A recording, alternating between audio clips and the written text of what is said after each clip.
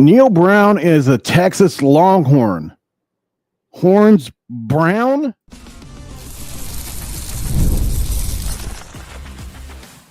You are Locked On West Virginia, your daily podcast on the West Virginia Mountaineers, part of the Locked On Podcast Network, your team every day. What is up, guys? Welcome back in. My name is Mountaineer Paul. I am your host, and this is Locked On West Virginia. Thanks for joining me, guys. Horns Neal Brown. So I tried to do a thing. I don't know how funny it was. So, gosh, it's hot outside for me. I love this kind of weather, man. Windows and doors are open. I don't care what gets in. So it is what it is today. I enjoy this weather, and I love to seep it in when I can.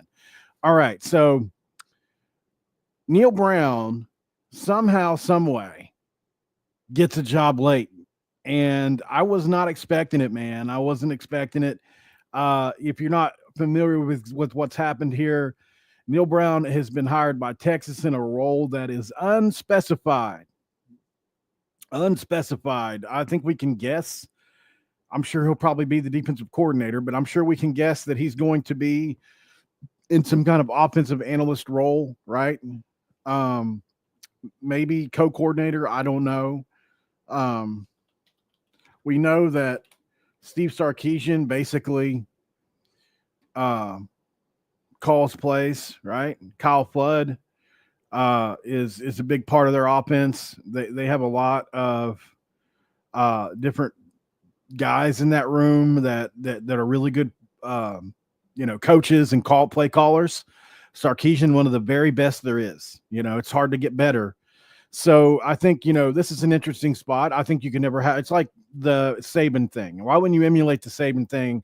Bring in as many good coaches as you can to a room, and let's just hope he gets paid the most money, because that's really what's going to help us out of all this. Like, if we need something to help us, if anything, we need the money to be right. So let's hope he gets $2 million, $3 million. Probably won't. Maybe get 700 or 800K, something, but anything better than nothing, right? You got to get something knocked off of this buyout. So we'll see what happens there. But obviously, that's the one positive. We won't see him in the Big 12, but if we do see him, it'll be in the playoff, which is kind of unfortunate from a content standpoint. But is he a fit? I think that's an interesting question. I don't know. I think Steve Sarkisian is a really laid-back character. From what I've dug into about him, very good program guy, very good program builder. He's done it multiple places, and really he turned around the Texas job when nobody could since Mac Brown. We've seen multiple guys come in there, including Tom Herman, try to come in there and turn that thing around and just couldn't get it done. So, I have a lot of respect for Sarkisian, because that's just not an easy job. It isn't. There's a lot of hands in the pot trying to tell you what to do there. So Neal Brown is a guy that you bring him into a situation where there's a bunch of talent. I think he'll utilize it. I do. I think he'll utilize it. I think that whatever role they have him in, he'll do well at. Looking at, here's the thing too, like offensively, I trust Neal. I really do. I mean, look, he's not going to be in charge of this team, right? So I think you look at that and say, sure, was he 37-35 at West Virginia? Yes, he was. Did he only win through, did he have this really bad road record? Sure he did. But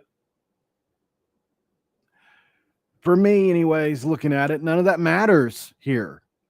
Like, can he coach offense? Yeah. Can he add something to the room? I think yes.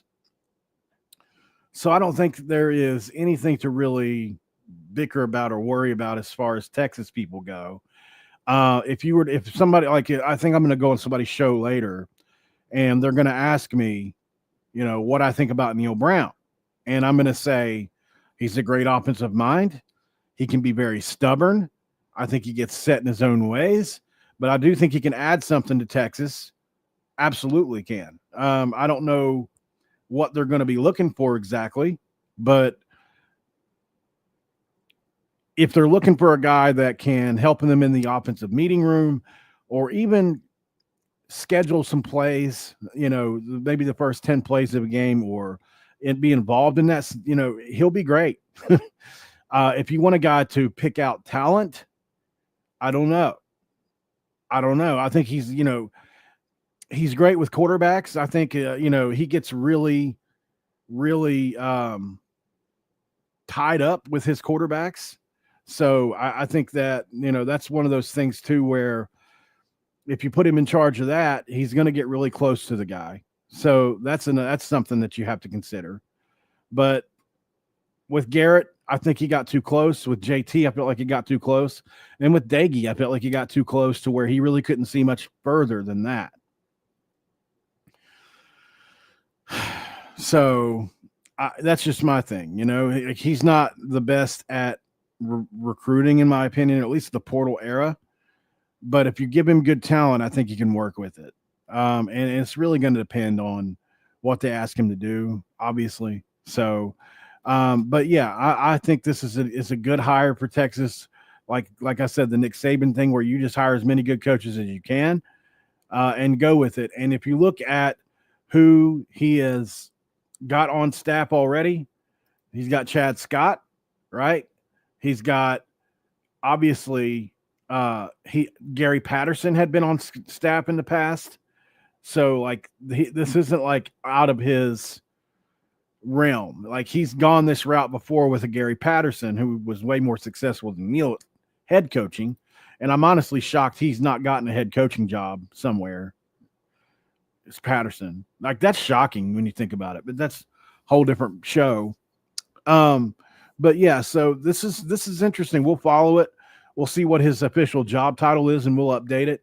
But I think this is one of those things where it can benefit West Virginia, especially if he gets an upper, maybe a position where he's getting paid a lot, because that's really what we need him to have to happen here. We need West Virginia to get some of this buyout money knocked off. Other than that, I don't know how much any of us care. So good luck to Neal Brown, though. I felt like he served our program well. He was very patient here in picking his job. I mean, he had the Charlotte job. He almost had the App State job. He's been in conversation for other jobs, Virginia Tech and other places for the OC. And this just wasn't his cycle. Landing at Texas is a job, but you're just not going to fail there, most likely, with the way things are going. So I think this is, he can land on his feet probably with Chad Scott somewhere. Whether Chad or Neal gets a job somewhere, the other will follow. They'll follow each other probably forever. It's just going to be like Calvin McGee and Rich Rod, right? So not shocked. Wish them both the best of luck. I think they both add a lot to the roster there, and we'll see. We'll continue to follow it, guys. Rich Rod spoke earlier, and man, was he harsh. He had a lot to say. I'm going to go over it with you. I don't know what to think about it. Stick around. And this episode of Locked On West Virginia is going to be brought to you by, if I can find it, Fabric Supply House. Whether you're plumbing, HVAC, or electrical work, Supply House is a reliable way to order products online.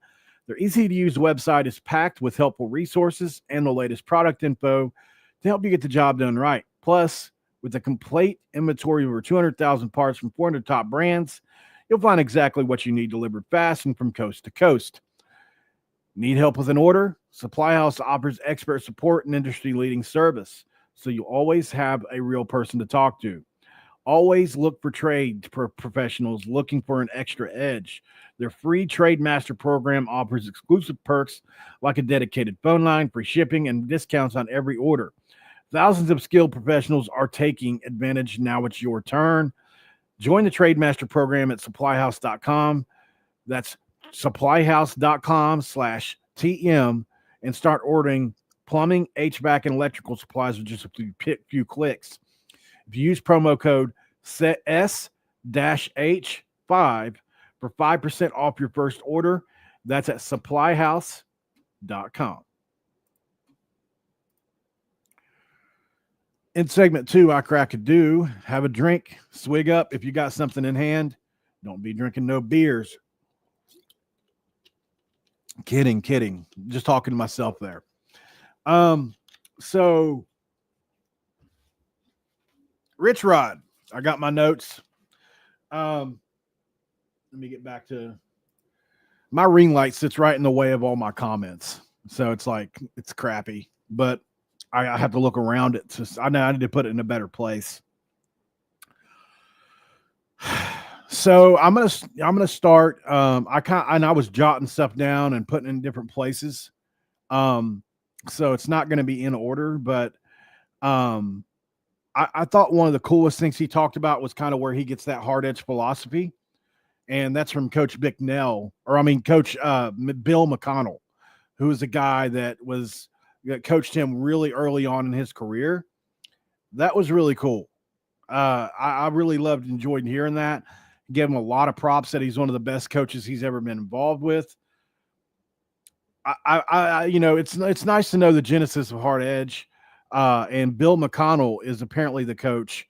Was at West Virginia at a point in time where I think that was really cool, man. So for me, it's one of those things where I just love finding out little things about Rich Rod, and those things are important to me as a big fan of his. And hopefully you guys enjoyed listening to that. If you haven't, go check out that press conference. It's really, really cool.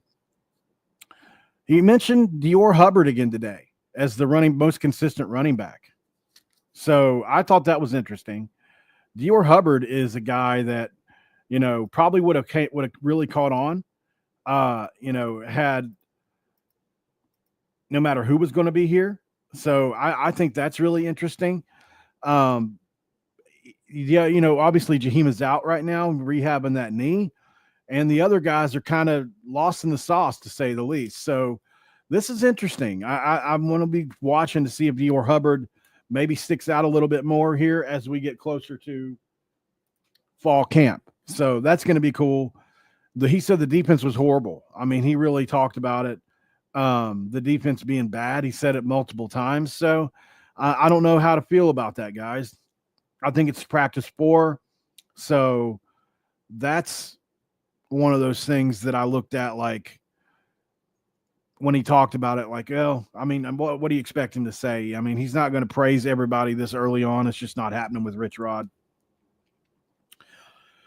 Some quotes on the offensive line. No experience, but they're taking steps. Athleticism is okay. No Zach Frazier on this offensive line. Really harsh words on the offensive line. And if you guys have heard me say it multiple times, I said, what did I say? Anybody remember? I said, Young Bear, not a great athlete. I hope you guys remember that. I'm not trying to pat myself on the back here. I don't want to be right about everything all the time, but this was one of those things that I said. So, and it's not just Young Bear, but like of the portal guys we brought in, I said, he's really strong. He's not a terrific athlete. So at guard, you don't have to be an elite athlete anyway. You just have to have great technique. So we'll see. Maybe they address that in the portal. But I don't think he sounds happy with some of the players we've gotten. I'm just going to be honest. He was asked about Rodney Gallagher, and I see somebody in the comments, for those of you listening on podcast, sometimes I'll look down at the comments on YouTube and just address one. Somebody said he danced around a Rodney Gallagher question. I don't exactly think I saw it that way. I think it was kind of disparaging towards Rodney Gallagher a little bit. I think that he just couldn't say anything nice, so he didn't say anything at all. There's a reason he's in year 3 and hadn't made a big impact yet. I think he has not lived up to that 4-star billing. I've said it multiple times, and you guys have heard me say this multiple times too. Oron Singleton is coming for that ass. He is. I'm telling you, Oron Singleton will be a star for us. And I think he's going to win the job in that room. I've said that a couple times. And when he was asked about it today, about Rodney Gallagher, and look, I don't blame Mike Osty or whoever it was about asking about Rodney, but that's a great story that will sell newspapers. So I understand why you asked that question. But there are other guys in that room that I want to know more about. Oron Singleton, Gerard Bowie, Cam Vaughn, Jaden Bray. He even mentioned some other guys. But, those are the names that he really singled out as people that could help us. You know, Oron Singleton will win that job. Like I said, this is my prediction early. And this is, you know, if we bring somebody else in that's even more dynamic, then, you know, we'll have to cross that bridge when we get there. But for now, and if we do, they're going to be really good because Singleton, I think, is going to have a big impact. So Oron Singleton, Cam Vaughn, I think we're really fast with those two. We don't have much behind them. I think there are some other guys that will come on later. You know, one of the big storylines headed coming up here, especially when we get to 105, is there are going to be some guys that have to leave, right? Even guys that maybe we like. He keeps bringing that up, and I think that's an interesting thing to consider. I wonder who we're going to lose because we're going to have to lose somebody. There's just no way around it. We're going to lose some players. We're going to lose some players that we like, possibly even know. And something, you know, something else I thought about was, could it be some guys we brought in from the portal that go right back in? I don't think Rich Rod would hesitate to do that if somebody didn't work out, and you can just spend the money elsewhere. There are going to be guys in that spring portal window, good players. So we'll see. I wouldn't be surprised to see offensive line and wide receiver in there. I'm just telling you, I don't think we're done there. So another thing that he mentioned is nothing is backside anymore. And I felt like that really was a revelation to me. That's true because we're never under center really. Right tackle, left tackle doesn't necessarily matter as much as it used to. Now, obviously, when he takes his drop, his back goes to the right tackle side if it's a left-handed starter. But I don't know. I think, you know, it doesn't really matter if Bosley or Crawford or whoever is on the right or left side anymore.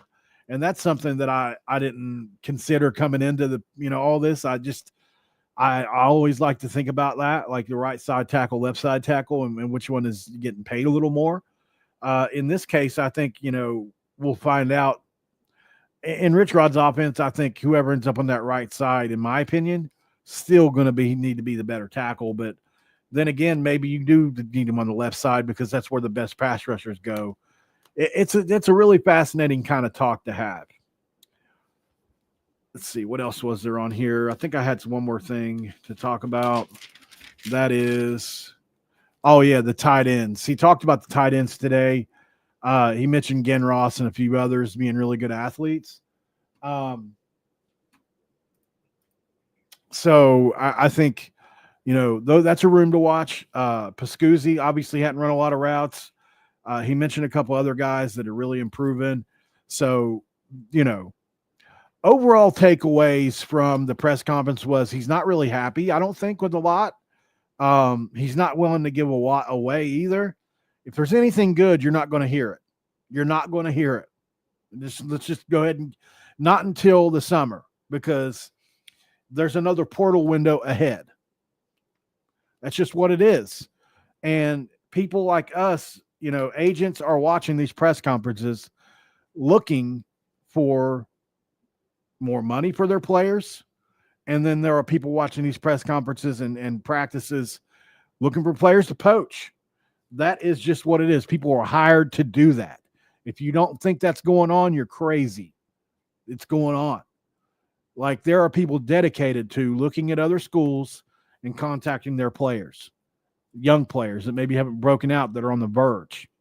That's going on. So don't be too frustrated by not hearing anything good from Rich Rod.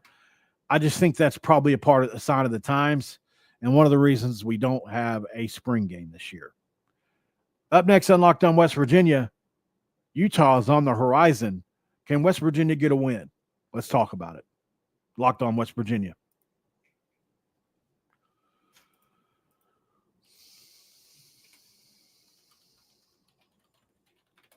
All right, we are back here on Locked On West Virginia.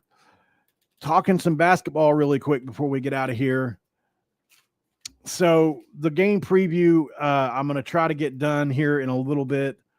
One of the odd things I found when I was researching this game is, did you know that was our first win over Utah ever in the series?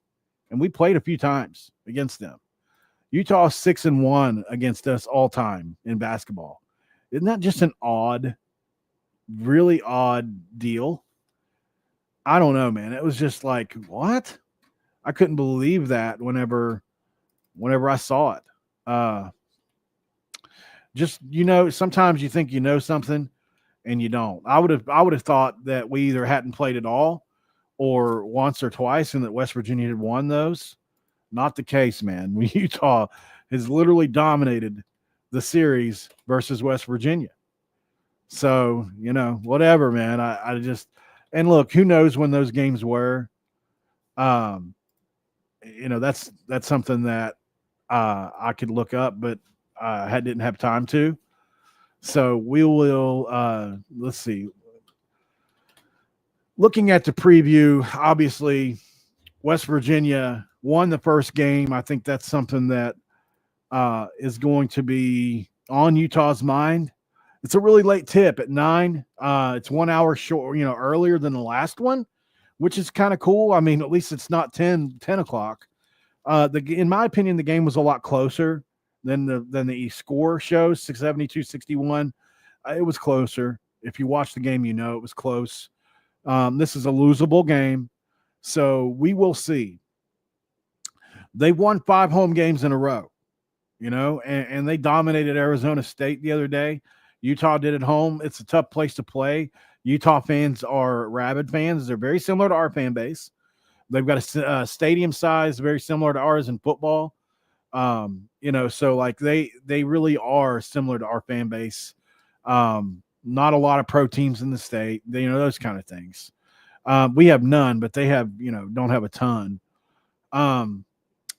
Obviously we're coming off a huge loss against BYU that really crushed us. Utah is 16-13, guys. They're still technically in for a, they're still in this thing. Like as far as the tournament goes, but I'm sure in their minds. Josh Eilert, you don't think he wants to turn this thing around to last minute and get this job? And that's like, to me, that's like probably the most secret sauce about this game is Josh freaking Eilert is the head coach.